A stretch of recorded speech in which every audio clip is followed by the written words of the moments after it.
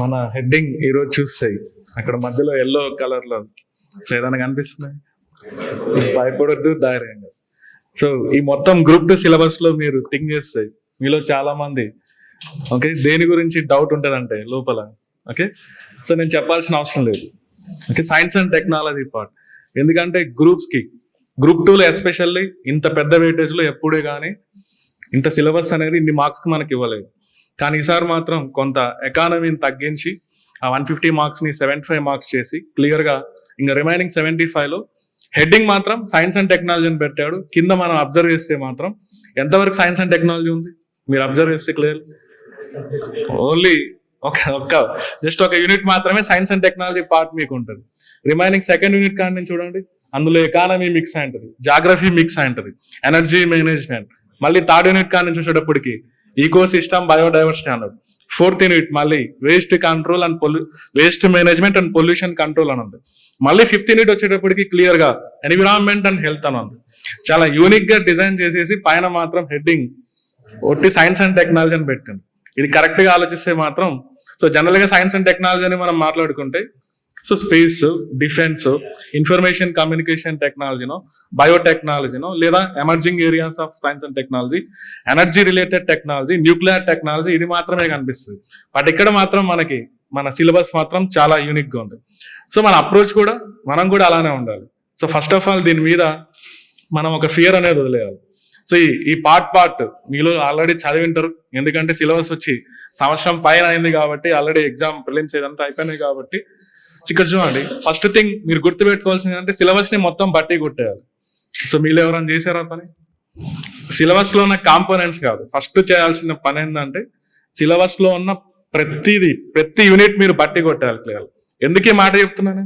ఏదైనా కారణం ఉండొచ్చు, ఎవరైనా చెప్పగలుగుతారా?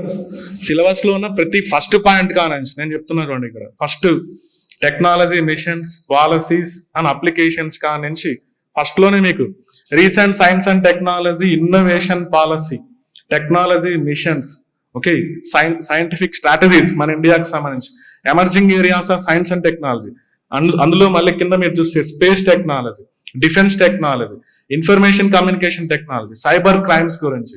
సో మనకి ఈ గవర్నెన్స్ ఇనిషియేటివ్స్ అన్నాడు ఫస్ట్ యూనిట్ లోనే, న్యూక్లియర్ టెక్నాలజీ అన్నాడు. ఇలా మొత్తం మనకి ప్రతి యూనిట్ లో మనకు మైండ్ లో ఉండాలి. సో ఎందుకని ఈ మాట చెప్తున్నా అంటే కారణం ఏమైనా ఉంటుంది. సో మనకు first of all news paper చదివేటప్పుడు మనకు సిలబస్ లో టచ్ అవుతాయా లేదా అనేది మనకు మైండ్ లో స్ట్రైక్ అవ్వాలి.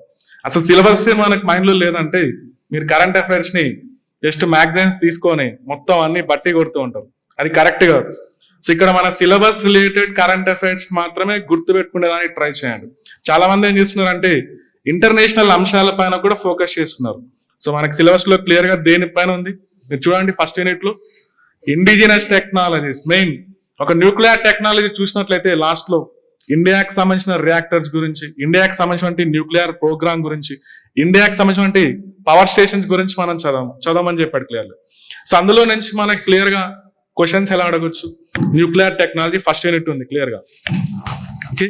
అందులో 3 స్టేజ్ న్యూక్లియర్ పవర్ ప్రోగ్రామ్, ఈ మధ్య ఎక్కడన్నా మనం న్యూస్ లో చూడొచ్చా దాని గురించి? 3 stage nuclear power program syllabus open చేస్తే మీకు లాస్ట్ లో ఫస్ట్ యూనిట్ లో అదే ఉంటుంది.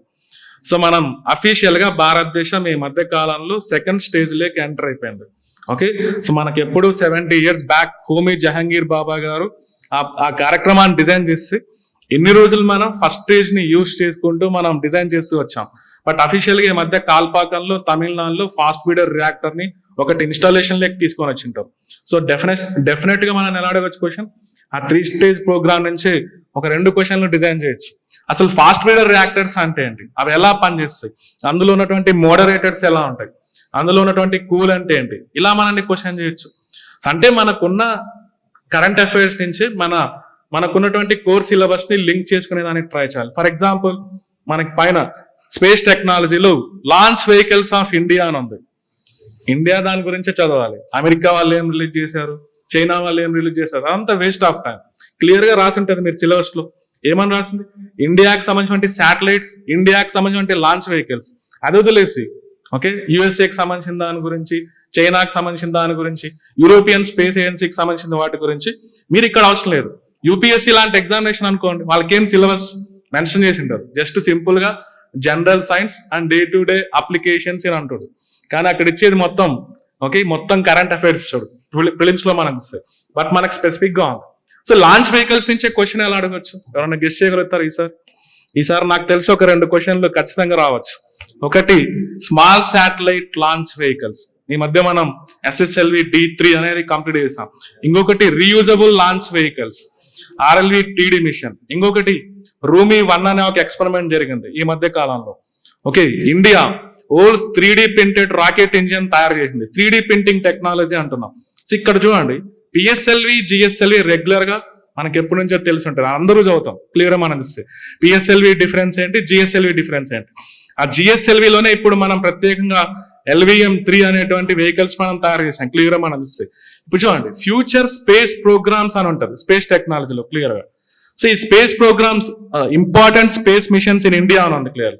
సో అక్కడ గెస్ట్ చేయగలగాలి మనం ఏమేమి ఉన్నాయి ఇండియాకి సంబంధించిన ఇంపార్టెంట్ స్పేస్ మిషన్స్ అంటే గతంలో ఏం జరిగినాయి, ఇప్పుడు ఏం జరుగుతుంది, అంటే ఫ్యూచర్ లో ఏమేమి పెండింగ్ లో ఉన్నాయి, అదంతా మనం కంపారిటివ్ గా చూడాలి. సో చంద్రయాన్ మిషన్స్ ఏ ఉన్నాయి. సో 2008 నుంచి 2023 వరకు మనకి 2008లో చంద్రయాన్ 1, 2019లో చంద్రయాన్ 2, 2023లో చంద్రయాన్ 3. ఇప్పుడు చూడండి, మనకి ఆగస్ట్ 23వ తారీఖున ఏదైనా సిగ్నిఫికెన్స్ మనం చూడొచ్చా ఇండియాకి?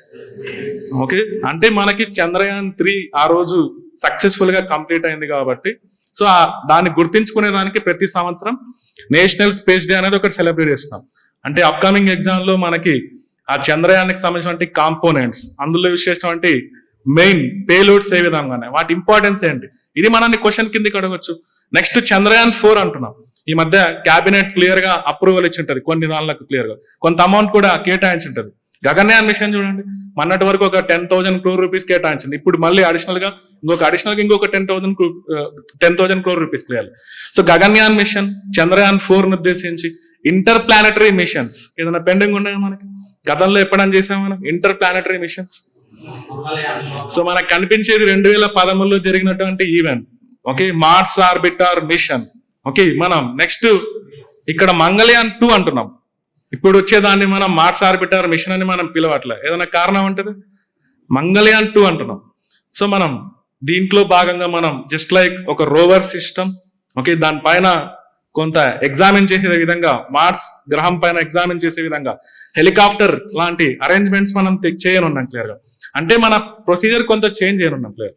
సో మంగళయాన్ 2 అనేది ఒకటి ఉంది. శుక్రయాన్ ఎస్పెషల్లీ ఈ రోజు తెలంగాణలో కూడా ఈ రోజు వచ్చినటువంటి క్వశ్చన్స్ లో ఆ వీనస్ ప్లానెట్ ని టార్గెట్ చేసింది. సో వీనస్ కు ఉన్న ప్రత్యేకత ఏంటి, ఎవరైనా చెప్పగలుగుతారా వీనస్ కి? So hardest planet in solar system. So మరి చంద్రుడికి దగ్గరగా మెర్క్యూరీ ఉంది క్లియర్. సూర్యుడికి దగ్గర మనకి మెర్క్యూరీ కనిపిస్తుంది, బట్ అక్కడ నెక్స్ట్ వీనస్ మనం చూస్తున్నాం, మరి దగ్గరగా అది ఉంది కదా. రేడియేషన్ ఎక్కువ ఉండాలి కదా దాని ప్రభావం. మరి వీనస్ ఎందుకు పిలుస్తున్నాం మనం హార్టెస్ట్ ప్లానెట్ అని? ఏదైనా స్పెసిఫిక్ రీజన్ ఉండొచ్చా? So Venus is considered as the hottest planet in our solar system. So Mercury, Venus, Earth, Mars, మళ్ళీ ఆస్ట్రాయిడ్ బెల్ట్, మళ్ళీ మనకి జూపిటర్, సాటర్న్, యురేనస్, నెప్ట్యూన్ అంటున్నాం. బట్ వీనస్ నే మనం హార్టెస్ట్ ప్లానెట్ అని ఎందుకు చెప్తున్నాం అంటే దాని అట్మాస్ఫియరిక్ స్ట్రక్చర్ అనేది కొంత డిఫరెన్స్ ఉంది. అందులో సర్టైన్ గ్రీన్ హౌస్ గ్యాసెస్ లాంటివి ఉండొచ్చు, carbon dioxide, methane levels clear. So దానిపైన రీసెర్చ్ చేయడానికి మనం శుక్రయాన్ 1 అనేటువంటి ఒక మిషన్ ని ఫ్యూచర్ లో కండక్ట్ చేయనున్నాం. సో మనకు క్లియర్ గా కనిపిస్తాయి ఇలా ఇండియాకి సంబంధించిన స్పేస్ మిషన్స్ అంటే ఇంటర్నేషనల్ గా ఏదన్నా కొలాబరేషన్స్ లో ఉన్నామా ఏదని చెప్పుకోవచ్చు మనం. ఫ్యూచర్ లో జరపాల్సిన ఇంటర్నేషనల్ వైజ్ నిస్సార్ అనేటువంటి ఒక కార్యక్రమం ఉంది, NASA and ISRO synthetic aperture radar clear. So Japan, ఇండియాకి సంబంధించి ఒక కార్యక్రమం ఉంది క్లియర్ గా. సో వాటిని ఇండియా యొక్క పార్టిసిపేషన్ ఎక్కడెక్కడ ఉంటుందో అవన్నీ మనం వెతికి మరీ చూడాలి క్లియర్ గా మనకు చూస్తే. అదే విధంగా ఈ మధ్య కాలంలో మనం ప్రత్యేకంగా స్పేస్ మిషన్స్ అంటే లైగో లాంటి ఇన్స్ట్రుమెంట్స్, ఇండియాకి సంబంధించిన గ్రావిటేషనల్ వేవ్ అబ్జర్వేటరీ. సో అది ఎప్పుడు 6 నుంచి 7 సంవత్సరాల నుంచి మనం అనుకుంటున్నాం దాన్ని కన్స్ట్రక్షన్ చేయాలని. సో అఫీషియల్ గా గవర్నమెంట్ ఆఫ్ ఇండియా ఈ మధ్య ఏదైనా ప్రాంతాన్ని టార్గెట్ చేస్తూ దానికోసం సర్టైన్ అమౌంట్ కేటాయించింది. లైగో అంటున్నాం, gravitational wave observatory. That is also one important space machine of India. మీరు మహారాష్ట్రలో చూడొచ్చు, హింగోలి డిస్ట్రిక్ట్ లో క్లియర్లీ. ఇలా మనం చదువుకునేటువంటి న్యూస్ పేపర్స్ నుంచి దీంట్లోకి మనం తీసుకురావాలి.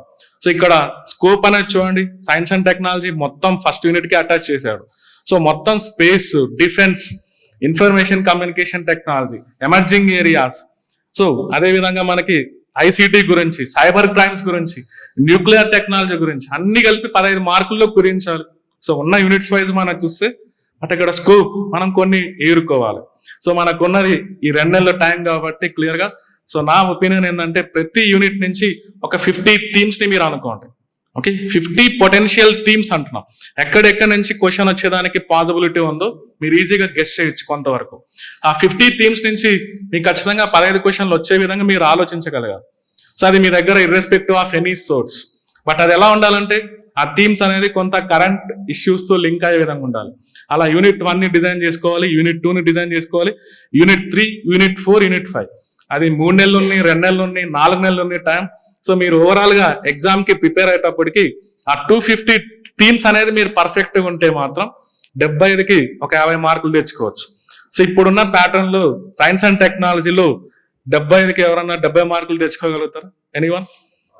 సో ఆ క్వశ్చన్ పేపర్ తయారు చేసిన వాళ్ళు కూడా కన్ఫ్యూజ్ అవుతారు, అంత ట్రికీగా ఉంటుంది క్లియర్ గా మనం చూస్తే క్వశ్చనింగ్ ప్యాటర్న్. సో బట్ 75కి మాత్రం 50 మార్కులు మనం టార్గెట్ చేయొచ్చు. మనం 50 మార్క్స్ కనుక క్రాస్ చేసినామంటే మన ర్యాంక్ ఖచ్చితంగా టాప్ 100 లో ఉంటుంది ఇప్పుడున్న ప్యాటర్న్ లో.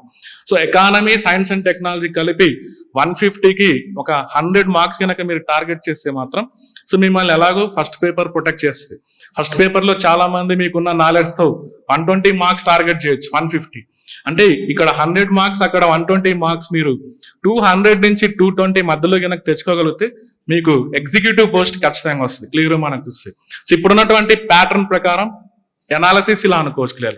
ఇంకా సెకండ్ యూనిట్ కిందకి వచ్చేటప్పటికి చూడండి క్లియర్ గా. ఓకే, అందులో ఎనర్జీ మేనేజ్మెంట్ క్లియర్ గా కొన్ని టాపిక్స్ మనం గెస్ట్ చేయొచ్చు. ఎనర్జీ మేనేజ్మెంట్ లో ఫస్ట్ హైడ్రోజన్ అనే కాన్సెప్ట్. ఈసారి హైడ్రోజన్ పైన క్వశ్చన్ లేకుండా ఉండదు. సో హైడ్రోజన్ అనే కాన్సెప్ట్ నుంచి ఖచ్చితంగా 2-3 క్వశ్చన్స్ మీరు చూస్తారు. ఈ మధ్య కాలంలో చూడండి మన Indian government, Indian railways especially okay ఈ డిసెంబర్ లోనే హర్యానా స్టేట్ లో ఇండియాకి సంబంధించిన ఫస్ట్ హైడ్రోజన్ ట్రైన్ ని అప్రూవల్ ఇచ్చింటారు. అది త్వరలో మనం చూడనున్నాం. పర్టికులర్ గా హర్యానాలో సో జింద్ అండ్ సోనీపట్ అనేటువంటి ప్రాంతం మధ్య క్లియర్ గా. సో మనం అంటే హైడ్రోజన్ ఉపయోగించి పబ్లిక్ ట్రాన్స్పోర్టేషన్ వరకు మనం తీసుకొని వస్తున్నాం. సో హైడ్రోజన్ అనే కాన్సెప్ట్, అసలు హైడ్రోజన్ అనేది మిగిలిన ఫ్యూయల్స్ తో కంపారిజన్ చేయాలి. ఇది ఎందుకు బెటర్ గా ఉంది క్లియర్ గా మనం చూస్తే.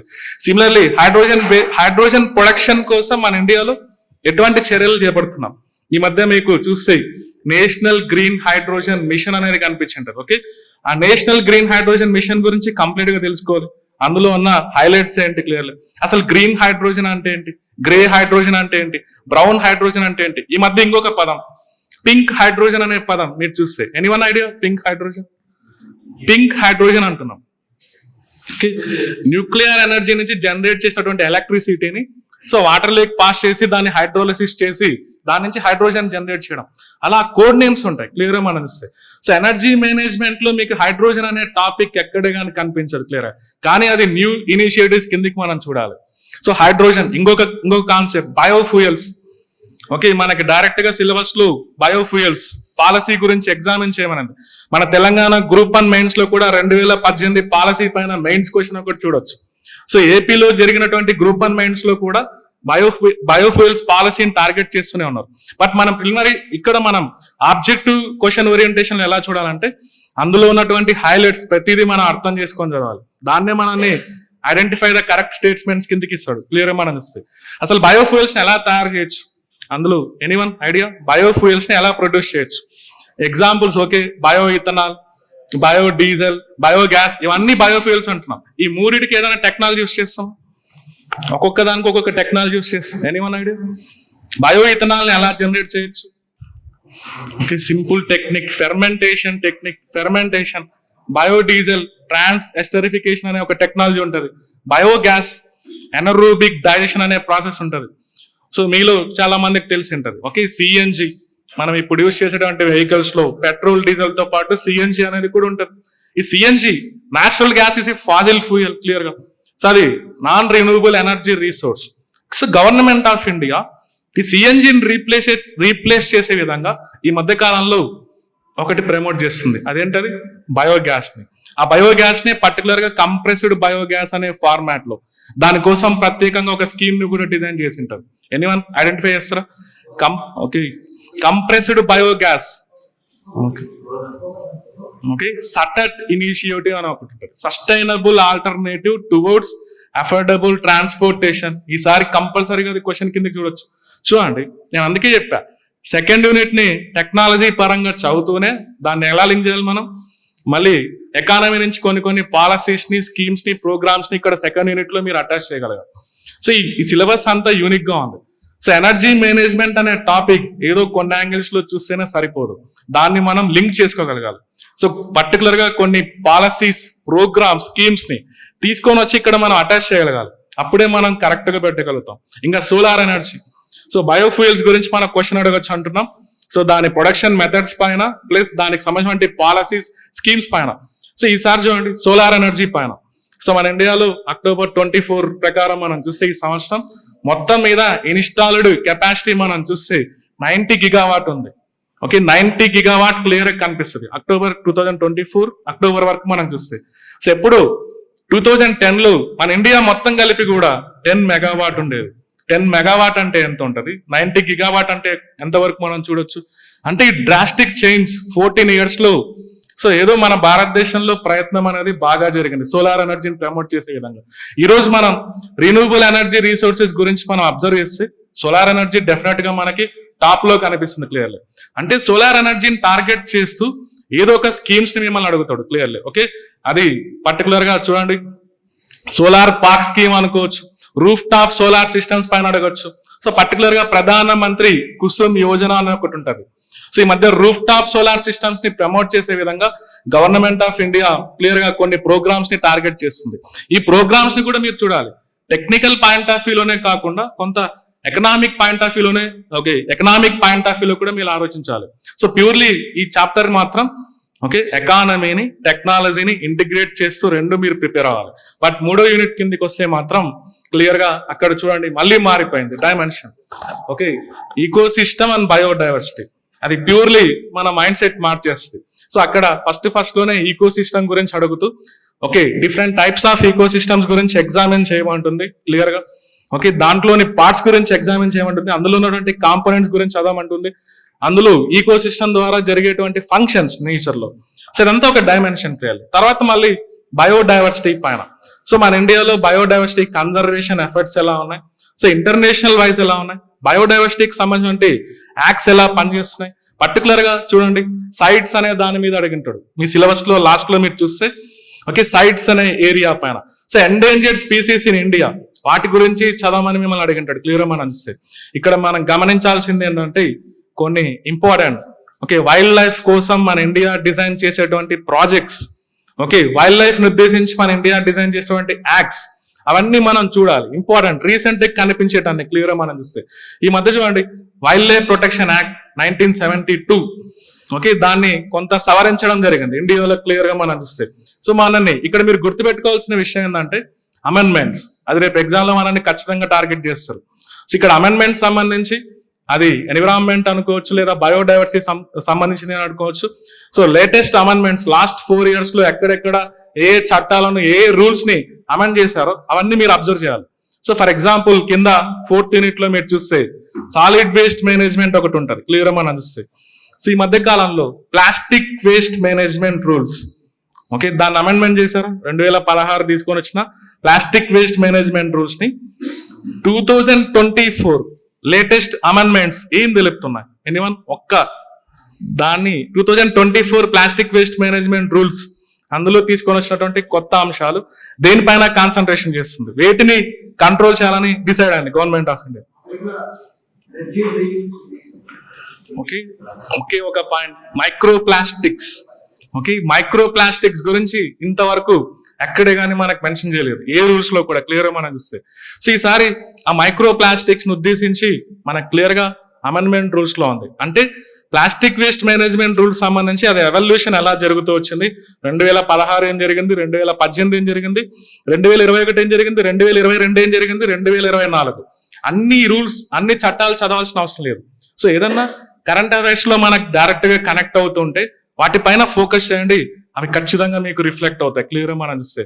అదేవిధంగా electronic waste, okay, solid waste లోనే ఇవన్నీ మనం అనుకుంటున్నాం. ఎలక్ట్రానిక్ వేస్ట్ ఈసారి అడగొచ్చు దానిపైన క్వశ్చన్, ఎందుకు అడగకూడదు ఈసారి? సో గ్లోబల్ ఈ వేస్ట్ మానిటర్ రిపోర్ట్, మీలో కొంతమంది చదివి ఉంటారు, గ్లోబల్ ఈ వేస్ట్ మానిటర్ రిపోర్ట్ 2024. అందులో క్లియర్ గా 2030 ఉద్దేశించి అది హెచ్చరిస్తుంది ప్రపంచాన్ని మొత్తం. సో 2010లో ఈ వేస్ట్ అనేది ప్రపంచం మొత్తం మీద ఒక 34 బిలియన్ కేజీస్ అనేది ఉంది. 2022 వచ్చేటప్పటికి అది 62 అయింది. 2030 వచ్చేటప్పటికి అది 82 అవుతుందని క్లియర్ గా ఇండికేషన్ ఇస్తుంది. సో ఈ వేస్ట్ నుంచి రిలీజ్ అయ్యేటువంటి పొల్యూటెంట్స్ అందులో రాసి ఉంటారు క్లియర్ గా. ఓకే, సో మనం అది కూడా అడగచ్చు, which of the following pollutants are released from the electronic waste? Very very important, technical గా తెలుసుకోవాలి కొంతవరకు. సో మన ఇండియాలో లేటెస్ట్ ఈ వేస్ట్ మేనేజ్మెంట్ రూల్స్ ఏమైనా ఉన్నాయా 2022 మనం చూస్తే అందులో ఉన్నటువంటి హైలైట్స్ ఏంటి? సో ఈ వేస్ట్ పైన మనల్ని క్వశ్చన్ అడగవచ్చు, ఎందుకంటే క్లియర్ గా గ్లోబల్ ఈ వేస్ట్ మానిటర్ రిపోర్ట్ మనకు ఉంది కాబట్టి న్యూస్ లో క్లియర్ గా మనం చూస్తే. అదేవిధంగా మనకి బయోడైవర్సిటీకి సంబంధించి కూడా చట్టం ఒకటి ఉంది మన ఇండియాలో. సో ఏదని చెప్పుకోవచ్చు మనం, బయోడైవర్సిటీకి సంబంధించి మనకి బయోలాజికల్ డైవర్సిటీ యాక్ట్ 2002 క్లియర్ గా. ఓకే, ఆ చట్టంలో ఉన్నటువంటి కొన్ని ఇంపార్టెంట్ సెక్షన్స్, వాటి నుంచి మనం ఏం ఏర్పాటు చేయొచ్చు? Wild life protection act, okay, 1972 యొక్క ఇంపార్టెన్స్ ఏంటి, వాటి నుంచి ఏమేమి సమస్యలు ఎస్టాబ్లిష్ అయ్యాయి ఇండియాలో క్లియర్ గా. సో అదేవిధంగా పొల్యూషన్ రిలేటెడ్ యాక్ట్స్ క్లియర్ గా. సో మనం చూస్తే 1972 world conference on human environment, United nations conference on human environment అనేది క్లియర్ గా జరిగింటారు. సో అదే బేస్ ప్రపంచానికి అన్నిటికీ ఎన్విరాన్మెంట్ పైన ఫస్ట్ జరిగిన కాన్ఫరెన్స్ ఏంటంటే United nations conference on human environment అని మనం చెప్పుకోవచ్చు. ఆ 1972 సమావేశానికి మన దేశం కూడా మన దేశం తరపున కూడా మన ప్రైమ్ మినిస్టర్ గారు క్లియర్ గా అటెండ్ అయ్యారు క్లియర్ మనం చూస్తే. తర్వాత చూడండి మన ఇండియాలో ఎలా చేంజ్ అవుతూ వచ్చింది. ఓకే, ఇమీడియట్ గా 1972లో మనం ఏదైనా చట్టం తీసుకొని వచ్చాం, ఇందాక మనం అన్నాం కదా wild life protection act clear గా. 1973, ఓకే, ఏదైనా సిగ్నిఫికెన్స్ ఉందా 1973? ప్రాజెక్ట్ టైగర్, అది 50 years సెలబ్రేషన్ జరిగిందా ఇండియాలో ఎప్పుడన్నా ఈ మధ్య కాలంలో? ఓకే, లాస్ట్ ఇయర్ క్లియర్ గా మనకి మైసూర్లో 50 years సెలబ్రేషన్ జరిగింది. అందులో మనం ఇంటర్నేషనల్ బిగ్ క్యాట్ అలియన్స్ అనేది ఒకటి ఫామ్ చేసుకుంటాం. సో అందులో ఆ సమావేశంలో భాగంగానే 5th టైగర్ సెన్సెస్ రిపోర్ట్ ని మనం రిలీజ్ చేసి ఉంటాం. సో అవన్నీ రేపు ఎగ్జామ్ లో మనల్ని టార్గెట్ చేయొచ్చు. అంటే నేను ఎందుకు ఇదంతా చెప్తున్నా అంటే ఏదన్నా ఒక అంశం మనం నేర్చుకునేటప్పుడు ఫస్ట్ దాని బ్యాక్గ్రౌండ్ నుంచి రండి. సో ఇక్కడ సైన్స్ అండ్ టెక్నాలజీ కానివ్వండి, ఎన్విరాన్మెంట్ కానివ్వండి, బ్యాక్గ్రౌండ్ కనుక స్ట్రాంగ్ గా లేకుంటే మాత్రం మనకు ఇప్పుడు వచ్చేటువంటి ఎగ్జామ్ ప్యాటర్న్ లో ఆ క్వశ్చన్స్ ని మనం కింద ఉన్నటువంటి ఆప్షన్స్ ని ఎలిమినేట్ చేయలేం. సో మనం ఆప్షన్స్ ని ప్రాపర్ గా ఎలిమినేట్ చేయాలంటే మాత్రం మనకి కింద ఉన్నటువంటి ఫౌండేషన్ స్ట్రాంగ్ ఉండాలి. సో ఒట్టి కరెంట్ అఫైర్స్ చదువుకుంటే మాత్రం దానివల్ల యూజ్ ఉండదు. సో కరెంట్ అఫైర్స్ కావాలంటే మీకు మంత్లీ మ్యాగజైన్ లో 100 దొరుకుతాయి, science and technology, environment. So అవన్నీ చదువుకోవద్దు, అదంతా చదువుకొని మీరు వేస్ట్ చేసుకోవద్దు. సో ఫస్ట్ అబ్జర్వేషన్ చేయాల్సింది ఏంటంటే సిలబస్. ఆ సిలబస్ ని బేస్ చేసుకొని అందులో ఉన్నటువంటి కోర్ కాన్సెప్ట్స్, ఆ కోర్ కాన్సెప్ట్స్ ని బేస్ చేసుకొని మళ్ళీ అప్పుడు కరెంట్ అఫైర్స్ లేక రండి. ఇలా ప్రతి యూనిట్ నుంచి ఒక 50 థీమ్స్ ని మీరు టార్గెట్ చేస్తే ఆ 50 థీమ్స్ లో ఖచ్చితంగా మీరు ఒక 10 నుంచి 15 ఏరియాస్ మీకు రేపు ఎగ్జామ్ లో టచ్ అయినాయి అనుకోండి, మీరు 50 మార్కులు చేయొచ్చు. ఇప్పుడున్న ప్యాటర్న్ లో సో అది ఓపెన్ ఛాలెంజ్, ఎవరు 70 మార్కులు 65 మార్కులు తెచ్చుకోలేరు. ఎందుకంటే సో మన బ్రెయిన్ అనేది ఖచ్చితంగా ఎక్కడో ఒక దగ్గర తప్పు చేస్తుంది. సో అక్కడ స్టాటిక్ సబ్జెక్ట్ కాదు, పైగా ఇదంతా మల్టిపుల్ ఏరియాస్ తో లింక్ అయింది, ఒక ఏరియా కాదు చూడండి. సో మల్టిపుల్ డైమెన్షన్స్ మనకు ఉండాలి కాబట్టి సో మనం మాన్యువల్ గా కొంతవరకు ఎర్రర్స్ అనేది మనం చేస్తాం. బట్ 50 మార్క్స్ కనుక మీరు దాటగలిగితే మాత్రం మీకు 100 లోపల మీ ర్యాంక్ ఉంటుంది క్లియర్ గా మనం ఇస్తే. మిగిలింది బాగా రాయాలి ఫస్ట్ ఆఫ్ ఆల్ క్లియర్ గా. ఇక్కడ చూడండి యూనిట్ 4 కిందికి వచ్చేటప్పటికి క్లియర్ గా దాంట్లో ఇక్కడ మొత్తం సిలబస్ పైన బయోటెక్నాలజీ అనే వర్డ్ ఎక్కడన్నా అడిగాడు? ఓకే, మీరు మొత్తం సిలబస్ ఓపెన్ చేస్తే బయోటెక్నాలజీ అనే వర్డ్ ఎక్కడే కానీ మీకు మెన్షన్ చేయలేదు, కానీ ఉంది. ఎక్కడన్నా ఉందా biotechnology? Okay, transgenic effects, transgenic organisms యొక్క ఎఫెక్ట్స్ ఏంటి ఎన్విరాన్మెంట్ పైన, మన దేశంలో దాని రెగ్యులేషన్ ఏ విధంగా ఉందనేది క్లియర్ గా ఉంది. Eco friendly technologies in agriculture clearly. So bio remediation process. So ఈ మధ్య కాలంలో మనం DMH11 పైన మన ఇండియాలో గత 2 సంవత్సరాల నుంచి చర్చ జరుగుతుంది క్లియర్ గా మనం చూస్తే. దారా మస్టర్డ్ హైబ్రిడ్ వెరైటీ క్లియర్ గా మనం చూస్తే. సో దారా మస్టర్డ్ హైబ్రిడ్ వెరైటీని టార్గెట్ చేస్తూ మనం ఇక్కడ సైన్స్ అండ్ టెక్నాలజీలో ప్రిపేర్ అవుతున్నాం కాబట్టి అది ఎలా క్రియేట్ చేశారు, దాన్ని ఎవరు క్రియేట్ చేశారు, అందులో యూజ్ చేసినటువంటి జీన్స్ ఏంటి, సో దాన్ని ఎలా డిజైన్ చేశారు, దీన్నే ఒక ప్రొసీజర్ కిందకి అనుకొని దాని నుంచి క్వశ్చన్ డిజైన్ చేయొచ్చు. రెగ్యులేషన్ అంటున్నాడు ఇక్కడ క్లియర్ మనం చూస్తే, దీన్ని ఎలా ఆలోచించవచ్చు మనం?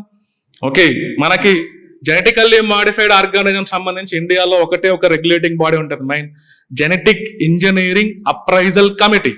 సో క్లియర్ గా వాళ్ళు పర్మిషన్ ఇస్తేనే ఇలాంటి వాటిని మనం డిజైన్ చేయొచ్చు, ఇలాంటి వాటిని ఫీల్డ్ ట్రయల్స్ లో యూజ్ చేయొచ్చు, కమర్షియల్ గా వాటిని యూజ్ చేసుకోవచ్చు క్లియర్లీ. సో మన ఇండియాలో కమర్షియల్ గా అప్రూవ్ అయినటువంటి ఫస్ట్ జెనెటికల్లీ మాడిఫైడ్ క్రాప్ ఏదంటే ఏం చెప్తాం?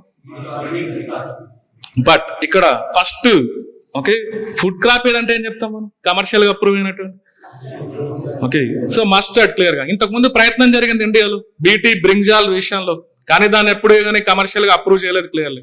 సో ఆ ఏరియాని మిమ్మల్ని రేపు ఎగ్జామ్ లో ఖచ్చితంగా క్వశ్చన్ కిందికి అడగచ్చు. ఇంకా ఈకో ఫ్రెండ్లీ టెక్నాలజీస్ అనేది ఒకటి క్లియర్ గా రాసి ఉంటుంది. అందులో మీరు చూస్తే ఈ మధ్య చూడండి మనం యూజ్ చేసేటువంటి అగ్రికల్చర్ లో యూజ్ చేసేటువంటి ఫర్టిలైజర్స్ విషయంలో చాలా చేంజెస్ మనం చూసాం. Nano urea, nano diammonium phosphate, okay urea gold, ఇలాంటి కాన్సెప్ట్స్ క్లియర్ గా. సో ఆ nano urea, nano diammonium phosphate పైన రేపు క్వశ్చన్స్ కిందకి మీరు అబ్జర్వ్ చేయొచ్చు clearly. Similarly eco friendly technologies అంటే ఆర్గానిక్ ఫార్మింగ్. సో మన ఇండియాలో ఆర్గానిక్ ఫార్మింగ్ అనేది ఎలా ప్రమోట్ చేస్తున్నాం? సో దీనికి సంబంధించి లాస్ట్ ఇయర్ బడ్జెట్ లో మనం ఓకే పిఎం ప్రణామ్ అనేటువంటి ఒక కార్యక్రమాన్ని గవర్నమెంట్ ఆఫ్ ఇండియా లాంచ్ చేసి ఉంటుంది, PM Pranam. So chemical fertilisers కి ఆల్టర్నేట్ ఫర్టిలైజర్స్ ని యూజ్ చేసే విధంగా, కొంతమందికి ఫార్మర్స్ కి ఫైనాన్షియల్ సపోర్ట్ ఇచ్చే విధంగా పిఎం ప్రణామ్ అంటున్నాం క్లియర్. సో అక్కడ కూడా మళ్ళీ మనం ఓకే స్కీమ్స్ లోకి మనం వెళ్ళాలి కొంతవరకు క్లియర్ గా మనం చూస్తాం. ఓకే ఇలా మనకి బయోటెక్నాలజీ మనకి పేరు లేకపోయినా కూడా ఎక్కడో ఒక దగ్గర రిలేట్ అవుతుంది క్లియర్ గా. ఇంకొక ఏరియా ఉంది ఫస్ట్ లో emerging areas of science and technology ఉంది క్లియర్ గా మనం చూస్తే. అందులో ఏదైనా చూడొచ్చా మన ఇండియాలో? Emerging areas of science and technology, biotechnology నుంచి ఏదన్నా టాపిక్స్ కొన్ని అనుకోవచ్చా? అసలు ఎమర్జింగ్ ఏరియాస్ అంటే ఎలా చెప్పుకోవచ్చు మనం? ఎమర్జింగ్ ఏరియాస్ అని క్లియర్ గా గ్రూప్ 2 సిలబస్ లో సెకండ్ లైన్ లోనే రాసి ఉంటది. ఓకే ఎమర్జింగ్ ఫ్రాంటియర్స్ అని, దాన్ని ఎలా అర్థం చేసుకోవచ్చు? ఓకే అవి ఇప్పుడిప్పుడే ఓకే డెవలప్ అవుతూ ఉండాలి, దానివల్ల ఫ్యూచర్ అనేది ఇన్ఫ్లుయెన్స్ అవ్వగలగాలి క్లియర్ గా మనం చూస్తే. అలాంటి ఏరియా ఒకటి బయోటెక్నాలజీ నుంచి అనుకోవచ్చు. ఏదైనా చెప్పగలుగుతారు బయోటెక్నాలజీ నుంచి? Okay CRISPR cas nine technology, gene editing methods. Okay ప్రపంచంలో ఇది ఫ్యూచర్ లో విప్లవాత్మక మార్పులు తీసుకురానుంది. హెల్త్ కేర్ సెక్టార్ అనుకోవచ్చు, అగ్రికల్చర్ సెక్టార్ అనుకోవచ్చు. సో ఆ క్రిస్పర్ కాస్9 టెక్నాలజీని బేస్ చేసుకొని మనల్ని క్వశ్చన్ అడగవచ్చు. అదే ఎమర్జింగ్ ఏరియాస్ కిందకి ఏదైనా చెప్పుకోవచ్చు మొత్తం సిలబస్ నుంచి. మనం ఇందాక మనం మాట్లాడుకున్నాం హైడ్రోజన్ ఫ్యూయల్ సెల్స్, అది కూడా ఏమనుకోవచ్చు మనం? ఎమర్జింగ్ ఏరియాస్ అనుకోవచ్చు. సిమిలర్లీ స్పేస్ టెక్నాలజీ నుంచి ఏదైనా తీసుకోవచ్చు మనం ఎమర్జింగ్ ఏరియాస్ కింద. Okay space technology, reusable launch vehicles, okay అవి కూడా ఎమర్జింగ్ ఏరియాస్ కింద అనుకోవచ్చు. ఇన్ఫర్మేషన్ కమ్యూనికేషన్ టెక్నాలజీ, దాని నుంచి ఏదైనా తీసుకోవచ్చు మనం ఎమర్జింగ్ ఏరియాస్ అంటే. ఓకే డెఫినెట్ గా మనకి ఆర్టిఫిషియల్ ఇంటెలిజెన్స్ అనేది ఒక టాపిక్, బ్లాక్ చైన్ టెక్నాలజీ అనే ఒక టాపిక్. సో నెక్స్ట్ ఈ మెటావర్స్ అనేటువంటి ఒక కాన్సెప్ట్, ఇవన్నీ మనం ఇన్ఫర్మేషన్ కమ్యూనికేషన్ టెక్నాలజీ కిందకి చూడొచ్చు క్లియర్ గా. సో ఏఐ మీద ఖచ్చితంగా క్వశ్చన్ అనేది సార్ ఉంటది. మన బడ్జెట్ లో కూడా ఇండియా ఏఐ మిషన్ కి సంబంధించి government of India okay around ఒక 550 crore రూపీస్ ని కేటాయించుంటది క్లియర్ మనం చూస్తే. సో ఇండియా ఏఐ మిషన్ అనేది ఆర్టిఫిషియల్ ఇంటెలిజెన్స్ ని ప్రమోట్ చేసే విధంగా మన దేశంలో పనిచేస్తుంది క్లియర్ మనం చూస్తే. సో మీరు అనుకోవచ్చు పైన టెక్నాలజీ మిషన్స్ అనే కాన్సెప్ట్ కూడా ఉంది కదా, ఆ కాన్సెప్ట్ ఎప్పుడు పాతది. ఎప్పటి నుంచి వచ్చి ఉంటుంది ఆ టెక్నాలజీ మిషన్స్ అనేది? ఎప్పుడు 1987 ఓకే మనకు అప్పుడున్నటువంటి ప్రైమ్ మినిస్టర్ గారు రాజీవ్ గాంధీ గారు ఉన్నప్పుడు ఈ టెక్నాలజీ మిషన్స్ అనే కాన్సెప్ట్ ని మన భారతదేశంలో ఇంట్రడ్యూస్ చేసింటారు. ఒక 5 కోర్ ఏరియాస్ ని కాన్సన్ట్రేషన్ చేస్తూ క్లియర్ గా. ఈ రోజు చూడండి ఇమ్యునైజేషన్ అనే కార్యక్రమం క్లియర్ గా టెక్నాలజీ మిషన్స్ లో ఇంక్లూడ్ చేసింటారు. అప్పట్లో క్లియర్ గా మనం చూస్తే మన కోవిడ్ విషయంలో మనం ప్రూవ్ చేసాం మన ఇండియా ఓకే మనం ఎక్స్పోర్ట్ చేసే స్థాయిలో ఉన్నామా, ఇంపోర్ట్ చేసే స్థాయిలో ఉన్నామా? వ్యాక్సిన్స్ క్లియర్ గా మనం చూస్తే ఓకే మనం క్లియర్ గా ఎక్స్పోర్ట్ చేసే స్థాయిలో ఉన్నాం. మన చూడండి మిషన్ కోవిడ్ సురక్ష అనే పేరుతో ఇండియాలో దాదాపుగా 6 రకాల కోవిడ్ వ్యాక్సిన్స్ మనం ఇండిజినస్ టెక్నాలజీస్ తో మనం డెవలప్ చేసాం. సో 6 వ్యాక్సిన్స్ ని ఎగ్జామ్ లో మిమ్మల్ని టార్గెట్ చేస్తారు హెల్త్ ఇనిషియేటివ్స్ కిందకి. సో మనకి for example Covaxin, Covishield, ZyCoV D, Gemcovac, Corbevax TM, ఇవన్నీ మనం ఆ మిషన్ కోవిడ్ సురక్ష నుంచి వచ్చినాయి క్లియర్ మనం ఇస్తే. వాటిని ఎలా క్వశ్చన్ల కిందకి అడగొచ్చు అంటే అందులో ఉన్న కంటెంట్, మనం ఇక్కడ సైన్స్ అండ్ టెక్నాలజీలో ప్రిపేర్ అవుతున్నాం కాబట్టి అందులో ఇన్యాక్టివేటెడ్ కంటెంట్ ఉందా, లైవ్ అటెన్యుయేటెడ్ కంటెంట్ ఉందా, లేదా ఏదైనా జెనెటిక్ మెటీరియల్ డిఎన్ఏ ఉందా, ఆర్ఎన్ఏ ఉందా, ఇలాంటివి మనల్ని టార్గెట్ చేస్తారు. అసలు అది డిజైన్ చేసింది ఎవరు? Department of biotechnology, serum institute of Indiana, department of biotechnology, ICMR, ఇలా మనల్ని టార్గెట్ చేస్తారు. క్లియర్గా మనకు వస్తాయి. ఇలా మనం పూర్తిగా ఇండిజినియస్ టెక్నాలజీస్ పైన ఫోకస్ చేయాలి. ఈ టెక్నాలజీ మిషన్స్ అనే కాన్సెప్ట్ 2018-19 వచ్చినాక మారిపోయింటారు. మీరు చూస్తే prime minister science and technology innovation advisory council clearly అందులో ఒక 9 ఏరియాస్ పైన ఫోకస్ చేసింటారు. ప్రత్యేకంగా artificial intelligence, quantum technologies. So ఈసారి లాస్ట్ ఇయర్ చూడండి, మీకు అబ్జర్వ్ చేస్తే నేషనల్ క్వాంటమ్ మిషన్ అనేది ఒకటి స్టార్ట్ అయింది మన భారతదేశంలో. ఆ నేషనల్ క్వాంటమ్ మిషన్ ని ఈసారి ఖచ్చితంగా 100% క్వశ్చన్ కిందకి అడగవచ్చు. అందులో ఉన్నటువంటి ఏరియాస్, అందులో ఉన్నటువంటి థీమాటిక్ హబ్స్ ఏంటి, అందులో ఉన్నటువంటి హైలైట్స్ ఏంటి, ఓకే, అదంతా మీరు గుర్తుపెట్టుకోవాలి. సో మొత్తం టెక్నాలజీ మిషన్స్ అనేది ఫస్ట్ నుంచి మనం చూస్తే 1987 నుంచి ఇప్పటి వరకు ఎన్నో ఉంటాయి. బట్ స్పెసిఫిక్ గా ఈ మధ్య కాలంలో ఫోకస్ అయ్యేటువంటి ఏరియాస్ ని మీరు క్లియర్ గా చూడాలి. అన్ని మిషన్స్ గురించి అన్ని హైలైట్స్ గుర్తుపెట్టుకోవాలంటే మన వల్ల అవ్వదు, ఎవరి వల్ల అవ్వదు, క్లియర్ మనం చూస్తే. కాబట్టి ఆ prime minister science and technology advisory council లో ఉన్నటువంటి ఆ టెక్నాలజీ మిషన్స్ 9 ఏరియాస్ పైన ఫోకస్ చేయండి. ఖచ్చితంగా ఒక 1 or 2 క్వశ్చన్స్ మీకు రావచ్చు. ఆ టెక్నాలజీ మిషన్స్ అనే కాన్సెప్ట్ సిలబస్ మొత్తం రివైజ్ అయిన తర్వాత లాస్ట్ లో చూడండి, ఖచ్చితంగా మీరు ఇంకా బెటర్ గా అర్థం చేసుకోవచ్చు. అందులో వేస్ట్ టు ఎనర్జీ అనే కాన్సెప్ట్ కూడా ఉంటుంది. Okay, waste to wealth. ఈ మధ్య కాలంలో గవర్నమెంట్ ఆఫ్ ఇండియా దానిపైన ఫోకస్ చేస్తుంది.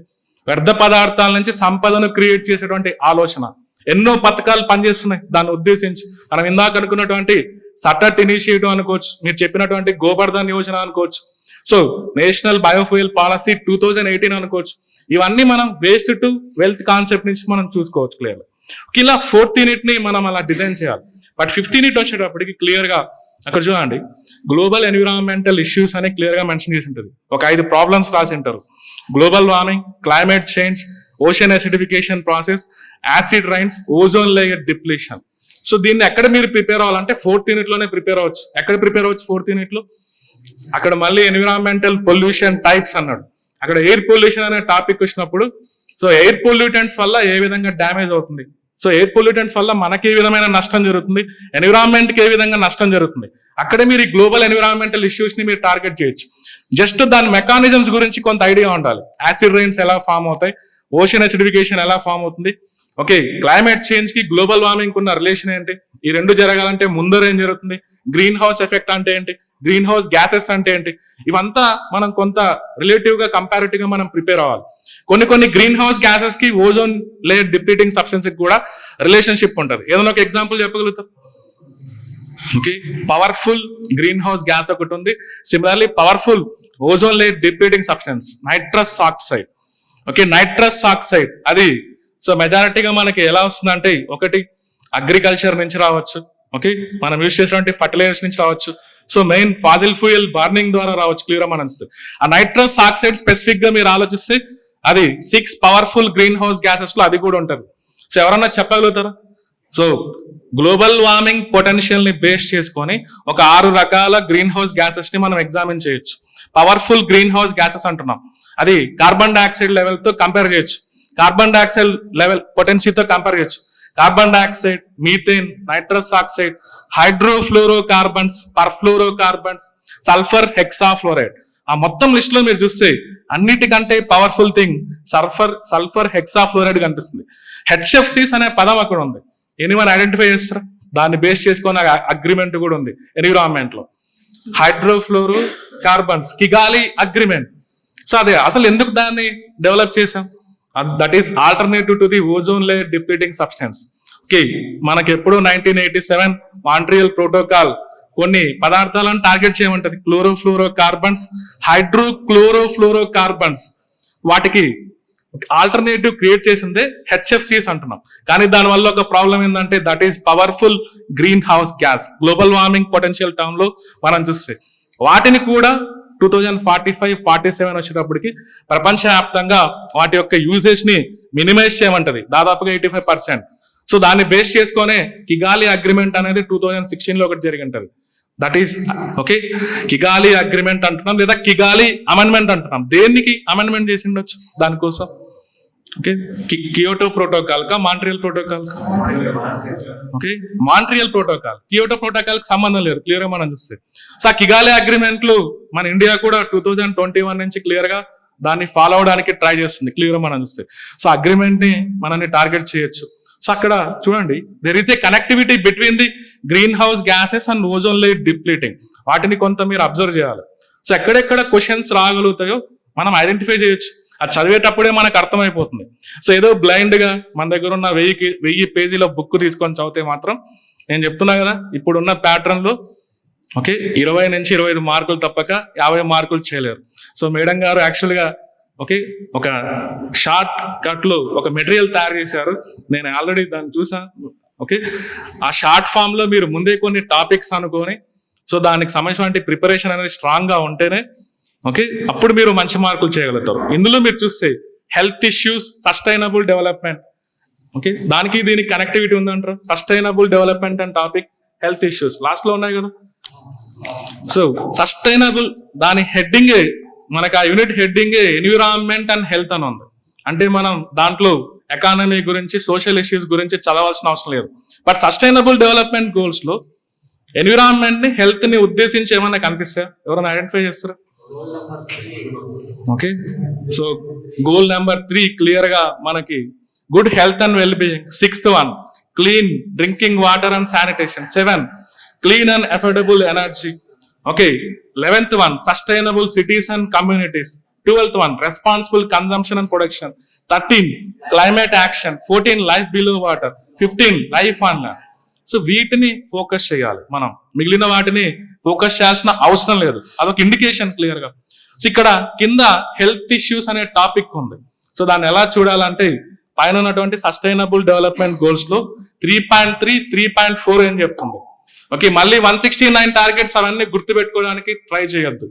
ఓకే, ఉన్న 17 సస్టైనబుల్ డెవలప్మెంట్ గోల్స్ లో 169 గుర్తు పెట్టుకోవడానికి ట్రై చేయొద్దు. Clear. Okay, only limited things, కొన్ని సిలబస్ రిలేటెడ్ థింగ్స్ ఉంటాయి. ఫర్ ఎగ్జాంపుల్ 3.3, 3.4, 3.3 టార్గెట్ ఏం చెప్తుంది, 3.4 ఏం చెప్తుంది? ఎనీవన్?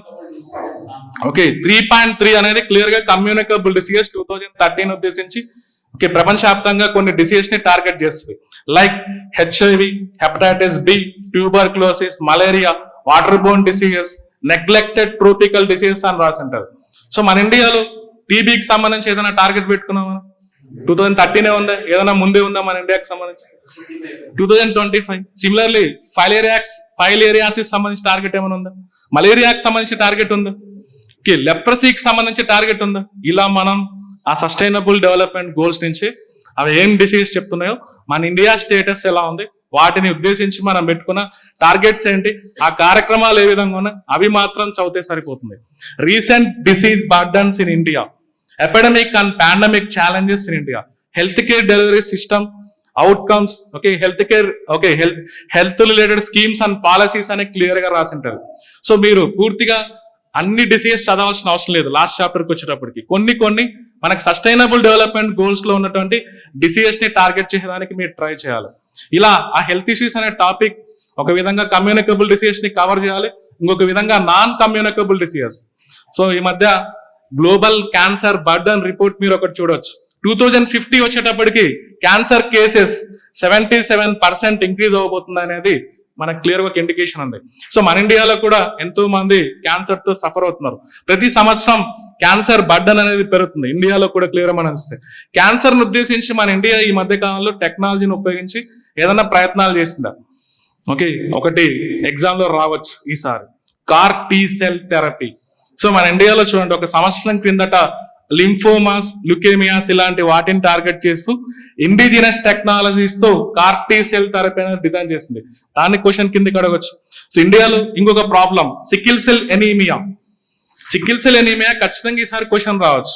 సో మనం చూడండి, ఒక మిషన్ లాస్ట్ ఇయర్ మధ్యప్రదేశ్ లో స్వయానా మన ప్రైమ్ మినిస్టర్ గారు లాంచ్ చేసి ఉంటారు, national sickle cell anaemia elimination mission 2047 ఉద్దేశించి. అది 2030 ఉండదు టార్గెట్, 2047 ఉద్దేశించి. ఇలా స్పెసిఫిక్ గా కొన్ని రకాల కమ్యూనికబుల్ డిసీజెస్ మన స్కీమ్స్ తో, మిషన్స్ తో ఏదైనా రిలేట్ అవుతూ ఉంటే వాటిని మీరు ఫోకస్ చేయండి. మొత్తం బయాలజీ అంతా తీసుకొని వచ్చి ఇక్కడ చదవద్దు. సో హెల్త్ అనే టాపిక్ అంటున్నారు కదా అని సో బయాలజీ నుంచి హెల్త్ అండ్ డిసీజెస్ తీసుకొని వచ్చి ఇక్కడ చదివితే మనకు మార్కులు రావు.